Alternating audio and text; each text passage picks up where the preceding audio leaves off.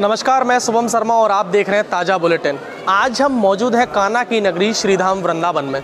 जैसा कि आप सभी जानते हैं, कान्हा की नगरी श्रीधाम वृंदावन में हर उत्सव बड़े ही उत्साह और उमंग के साथ मनाया जाता है। ऐसा ही एक उत्सव कार्तिक मास का है, जो कि 1 महीने तक लगातार यहाँ पर बड़े ही धूमधाम के साथ मनाया जाता है। इस उत्सव को मनाने के लिए देश ही नहीं बल्कि विदेश से भी श्रद्धालु यहाँ पर आते हैं। वहीं इस उत्सव को लेकर के वृंदावन के सप्त देवालयों में भारी भरकम धूम देखने को मिलती है। हम मौजूद हैं इस समय सप्त देवालयों में से एक ठाकुर राधा दामोदर मंदिर में। वहाँ के सेवायत हैं दामोदर गोस्वामी जी, उनसे चर्चा करेंगे कि क्या मंदिर की विशेषता है और क्या कार्तिक मास की विशेषता। आइए जानते हैं जी। बहुत बहुत स्वागत है सबसे पहले तो हमारे चैनल। मंदिर की क्या विशेषता है? कहा जाता है कि गोवर्धन की एक परिक्रमा करने जितना फल मिलता है, उतना इस मंदिर की 4 परिक्रमा करने के मात्र से मिल जाता है। क्या कहेंगे उसके लिए? सबसे पहले श्री राधा दामोदर जयती श्री जीव गोस्वामी शरणम।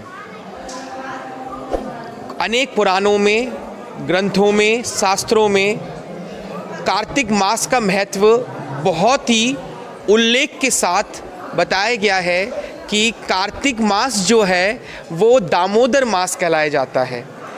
इसके पीछे एक तात्पर्य ये है, कार्तिक मास में ही दिवाली हम उत्सव मनाते हैं और दिवाली वाले दिन ही यशोदा मैया ने भगवान को दामबन नीला से उखल से बांधा था। दामबन नीला में तो दामोदर मतलब क्या होता है? दाम माने रस्सी और उदर माने पेट।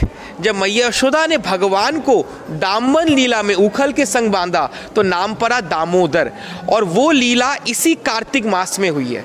तो उसके उपलक्ष्य में नारद भक्ति पुराण में भी दामोदर अष्टकम का काफ़ी महत्व बताया गया है।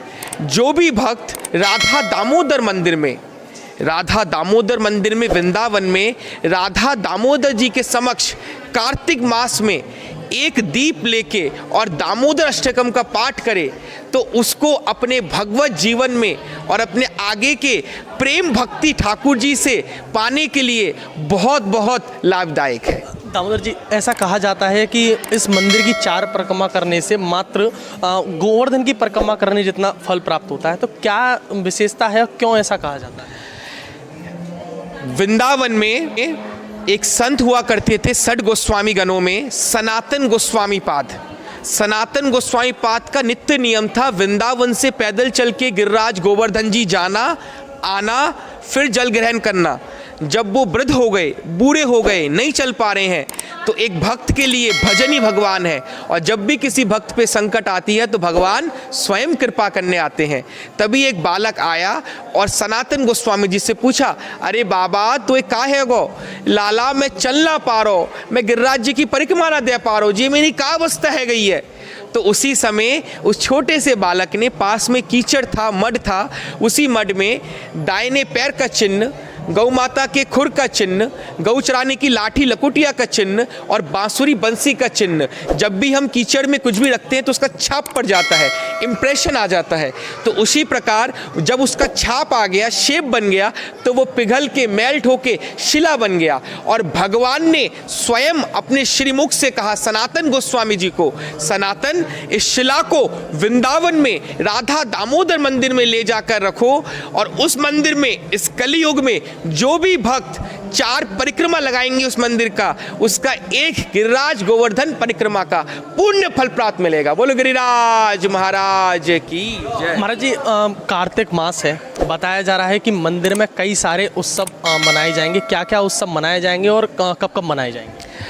कार्तिक मास पूरा मास ही उत्सवमय है, जिसमें कि जो विशेष उत्सव ठाकुर जी का होगा। सबसे प्रथम शरद पूर्णिमा का भगवान का अर्ध राश के दर्शन हुए।